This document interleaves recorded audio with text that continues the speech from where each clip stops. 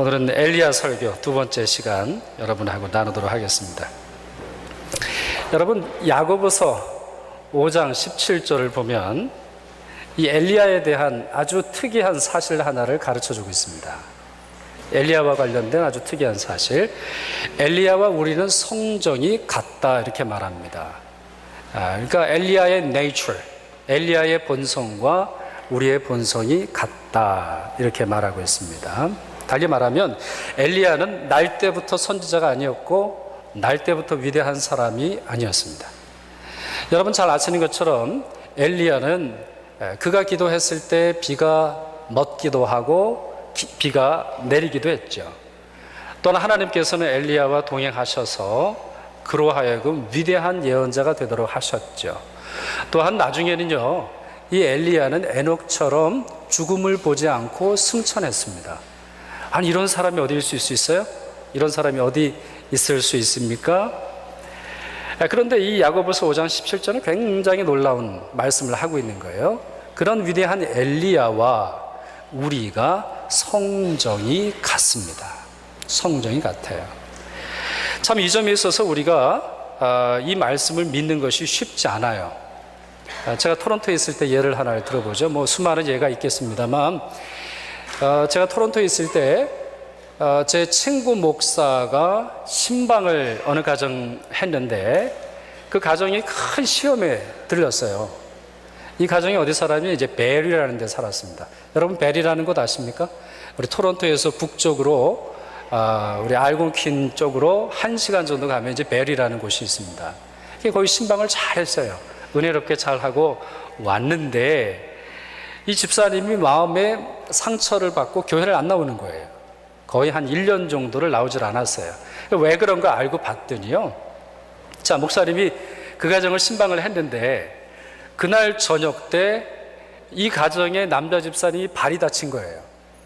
잔디를 컷하다가 이렇게 잔디를 자르고 있는데 잘못해서 거기 아마 칼날 같은 게 있어가지고 이게 튀겼던 것 같아요.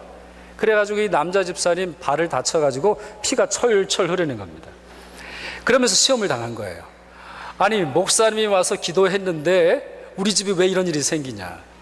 목사님이 와서 예배까지 드렸는데 왜 이런 일이 생기느냐?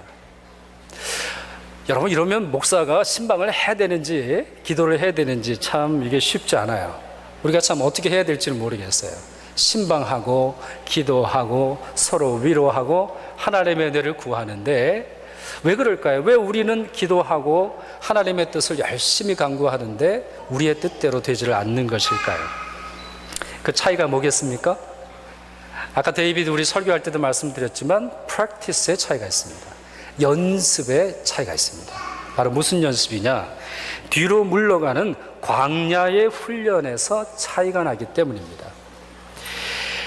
이 예는 우리 성경에서 찾아볼 수도 있을 뿐만 아니라 일반 사회에서도 찾아볼 수 있습니다. 로버트 그린이라고 하는 작가가 있는데 이분은 고대 그리스 사상을 공부한 사람입니다. 대학 다닐 때, 대학원 다닐 때 고대 그리스 사상을 연구를 했는데요.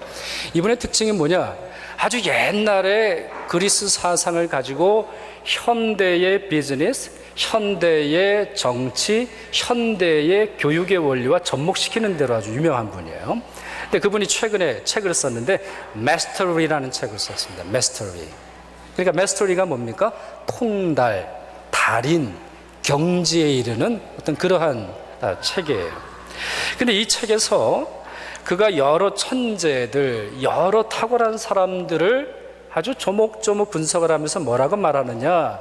평범한 사람도 이 Mastery가 될 수 있다 이렇게 말합니다. 그 예를 모차르트를 듭니다. 아인슈타인도 마찬가지고 여러 사람들을 들고 있는데 모차르트는 어떤 사람이에요? 어린 나이에 사람들이 천재라고 부르면서 대단하다 이렇게 떠받들던 사람 아닙니까? 근데 이 사람이 볼 땐 좀 달라요. 실제로 그가 자기만의 음악을 작곡했을 때를 가만 보니까 작곡을 공부한 지 10년이 지난 후라는 거예요. 10년이 지난 후.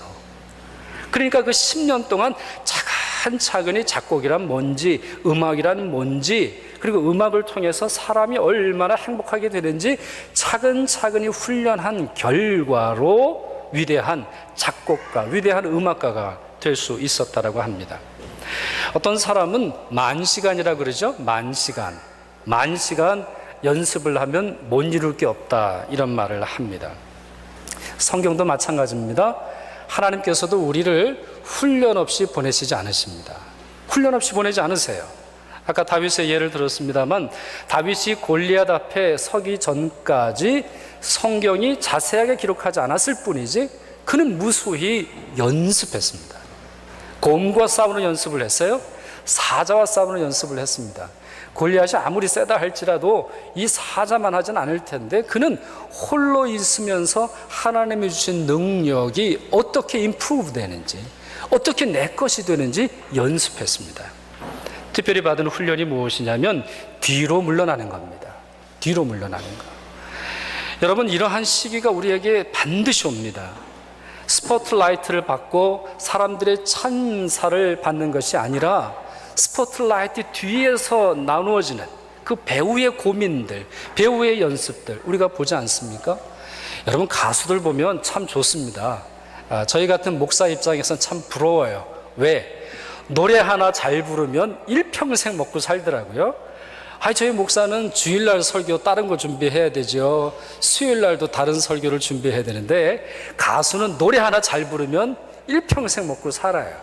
요즘에 또 저작권까지 돼서 노래 하나 히트 치면 그냥 돈이 들어옵니다. 근데 그게 아니더라고요. 그게 우리 생각이에요. 하나의 작곡, 하나의 곡을 만들기 위해서 수많은 습작의 시간, 사람들의 찬사를 받기 이전에 뒤에 물러가서 어두운 방에서 외로움과 싸우고 자기의 괴로움과 싸우고 성공하고 싶어하는 자기의 욕망과 싸워서 훌륭한 작품을 만들어내는 거 아닙니까? 우리 교회에 어떤 자녀가 있어요. 플룻을 불어요. 제가 이 말씀 드리면 많은 분들이 아실 텐데 연습을 얼마나 했는지 플룻을 불 때 소리를 못 내요. 여러분, 소리 내는 게 어려워요? 우리가 할 때 후후후 이렇게 불면 되는데 우리가 내는 소리는 그냥 그러면 될 것 같은데, 아니 이 친구는 연습을 너무 해가지고요 플룻을 부는데 소리가 나지 않는 거예요. 가수들, 배우들, 정치가들, 과학자들, 수많은 사람들을 보세요. 사람들의 찬사를 받기 이전에 외로운 곳에서 정말 자기의 마음을 붙잡으며 연습하고 훈련하는 시간을 거쳐야 합니다. 성경의 인물의 예를 한번 들어볼까요? 모세를 한번 보세요. 모세는 40년간 광야에서 살았어요. 40년간 자기의 자기가 왕자였거든요. 왕자가 된 것을 다 잊어버리고 외로움과 부끄러움과 싸워서 하나님 앞에 훈련을 받았죠. 또 여러분, 바울을 한번 보시죠. 바울이 회심을 했죠. 여러분 잘 아시는 사건이 있지 않습니까? 그가 다메섹을 가는 길에 예수 그리스도를 만나고 환한 빛을 보고 그가 회심을 했습니다. 많은 분들이 그것까지만 아시는데 성경을 보면, 갈라디아서를 보면 그가 회심하고 바로 사역을 한 게 아니라 3년간 아라비아 사막에 있었다, 이런 말합니다. 3년간 아라비아 사막에 있었어요. 또 예수님도 보세요. 30년간 숨어 지내셨습니다. 30년간. 여러분, 성경을 읽다 보면 좀 궁금하지 않으세요? 예수님의 어린 시절, 예수님의 10대, 예수님의 20대 궁금하지 않으세요? 여러분, 우리가 궁금해도 답은 이미 나와 있어요. 예수님은 하나님과 동행하는, 홀로 하나님과 동행하는 훈련을 받으셨어요. 그와 같은 훈련을 통해서 이 모든 성자와 같은 사람, 이 모든 하나님의 사람들이 쓰임받을 수 있었죠. 엘리야도 마찬가지입니다. 우리 지난주에 설교를 드렸습니다만 우리 17장 1절을 보면 엘리야가 아주 용기 있게 역사에 나타나잖아요. 아합을 향해서 내가 기도하지 않으면 비도 이슬도 내리지 아니하리라. 자, 칼을 뽑았단 말이에요. 아합을 향해서 그의 죄를 지적했단 말이에요. 이제 앞으로 큰 일이 벌어질 겁니다. 아합이 진노할 거고 이세벨이 이 엘리야를 찾아서 엄청나게 나설 거란 말이에요. 엘리야도 그걸 기대했을지 모릅니다. 엘리야도 이날 왔다, 내가 이제 칼을 뽑았으니까 뭐라도 하여튼 잘라야 되겠다, 이런 생각을 가졌을 텐데 하나님의 방법은 전혀 달랐어요. 하나님의 방법은 무엇입니까? 3절 4절을 보세요. 너는 여기서 떠나 동쪽으로 가서 요단 앞 그리 시냇가에 숨고 그 시냇물을 마시라. 내가 까마귀들에게 명령하여 거기서 너를 먹이게 하리라. 너는 이 역사의 한가운데서 물러나라. 이 역사의 한가운데서 물러나라. 순교의 자리에서 물러나라. 사람들과 만나는 자리에서 물러나라. 하나님께서 명령하세요. 여러분, 대개 이런 지경이 되면요, 이 열왕기상 우리 17장 1절에 있는 이 말씀처럼 되면은 뭘 해야 됩니까? 새를 형성해야 되죠. 사람들에게 연락해가지고 하나님이 새로운 일을 행하신다. 우리 뭉치자. 우리 무기를 모으자. 우리 예언자도 서로 모이자. 우리 집단을 이루자. 힘을 내자. 할 텐데요, 전혀 그러질 않았어요. 하나님께서는 뒤로 물러나라. 뒤로 물러가 숨어라. 너는 지금 나하고 있어야 된다. 사람하고 만나는 것이 아니라 나하고 있어야 한다. 하나님께서 말씀하십니다. 이 과정이 꽤 길었습니다. 3년간 지속이 됩니다. 3년간. 엘리야도 이 정도 길었을지는 예상하지 못했을 거예요. 며칠 정도 예상을 했었을 텐데 3년간이나 그가 광야에서 지내고 딱 2사람 돕습니다. 딱 2사람, 한 과부와 그의 아들을 돕죠. 그것이 전부였어요. 이 과정을 통해서 엘리야가 배운 것이 무엇이겠습니까? 하나님이 피난처 되신다라는 겁니다. 하나님이 도움이 되신다는 겁니다. 하나님은 하나님의 사람들이 굶거나 목마르거나 좌절하지 않도록 도우신다라는 겁니다. 이것을 3년간이나, 그것도 다른 사람의 도움이 아닌 오직 하나님만 바라보면서 경험하도록 되어 있었죠. 이것이 얼마나 놀라운지 모릅니다. 그것을 예수님의 말씀에서 확인할 수 있는데요, 요한복음 15장에 이런 말씀이 있습니다. 사람이 내 안에 거하지 아니하면 가지처럼 밖에 버려져 마르나니 사람들이 그것을 모아다가 불에 던져 사르느니라. 너희가 내 안에 거하고 내 말이 너희 안에 거하면 무엇이든지 원하는 대로 구하라. 그리하면 이루리라. 아멘. 자, 여러분, 여기 중간부터 같이 한번 읽어볼까요? 너희가부터 같이 읽겠습니다. 시작. 너희가 내 안에 거하고 내 말이 너희 안에 거하면 무엇이든지 원하는 대로 구하라. 그리하면 이루리라. 이것이 진리입니다. 이것이 바로 엘리야와 우리의 차이입니다. 우리 대부분은 사실 이렇습니다. I like him. 나는 예수님이 좋아요. 나는 예수님이 너무나 좋아요. 예수님이 하신 일이 너무나 좋고 예수님의 은혜가 너무나 좋아요. 근데 여러분, 예수님은 그 정도가 아니에요. 내 안에 거하라. 함께 하는 정도가 아니라 내 안에 거하라. 그리고 내 말이 너희 안에 거해야 되겠다. 마치 이것은요, 하나님의 말씀, 예수님의 말씀이 내 심장을 움직여서 펄떡 뛰게 하는 거죠. 펄떡 뛰게 하는 그와 같은 능력으로 경험하라, 이런 말씀입니다.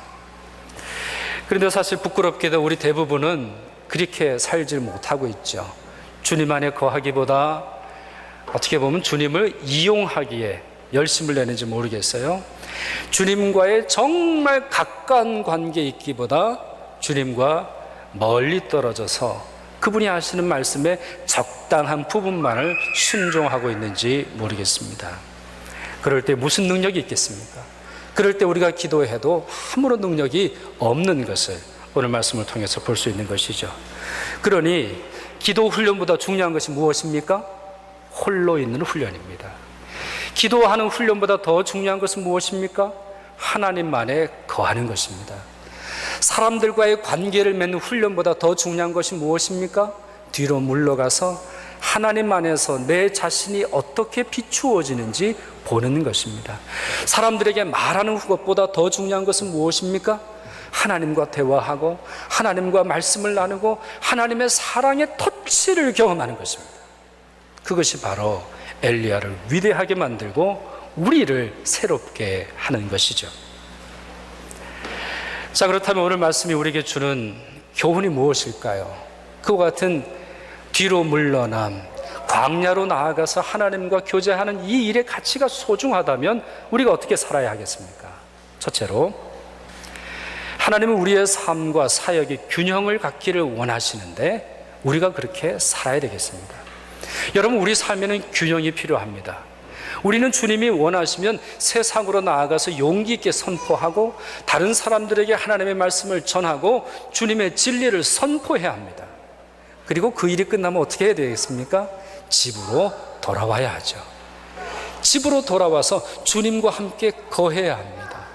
여러분의 하루의 삶은 어떠십니까? 여러분의 하루의 삶, 여러분 아침에 아니면 우리 중에는 우리 저녁 때 또 일하시는 분이 계시겠습니다만 직장으로 나가면 다시 가정으로 돌아와서 새 힘을 얻어야 되겠죠. 가족들과 만나면서 새 힘을 얻어야 되겠죠. 가족들과 일이 아닌 관계를 맺으면서 사랑의 대화를 나눠야 되겠죠. 그래야 건강한 거 아니에요? 오직 세상에서만 떠돌고 오직 집에서만 있다면 건강하지 않겠죠. 마찬가지입니다. 하나님과의 관계에 있어서도 하나님이 가라 하시면 가고 하나님이 오라 하시면 와야 되는 것이죠. 이것이 우리를 건강한 신앙인으로 만들어줍니다. 여러분, 우리 삶에는 용기가 필요합니다. 우리 신앙뿐만 아니라 여러분의 삶에는 용기가 필요합니다. 근데 용기의 근거가 뭡니까? 여러분, 어떠한 어려움이 찾아와도 용기 있는 근거가 뭡니까? 용기를 낼 수 있는 미천이 뭡니까? 제가 오늘 주보에 김교신 선생님의 기도문을 써놨어요. 우리 주보 맨 앞면에 있는데요, 맨 마지막 패러그래프를 보세요. 맨 마지막 패러그래프에 거기에 이런 말이 있어요. 여러분, 주보 앞면에 맨 밑에를 보시면 또 우리 슬라이드에도 있네요. 이 세상을 주님께 온전히 바쳐서 하나님 나라로 만들기 위해서는 핍박과 수욕과 가난과 사망도 올 때로 오너라. 주님께 맡긴 몸이니. 저는 이 마지막 한 문장이 얼마나 감격스러운지 몰라요. 주님께 맡긴 몸이니 뭘 두려워하겠어요? 주님께 맡긴 인생인데 뭘 두려워하겠어요?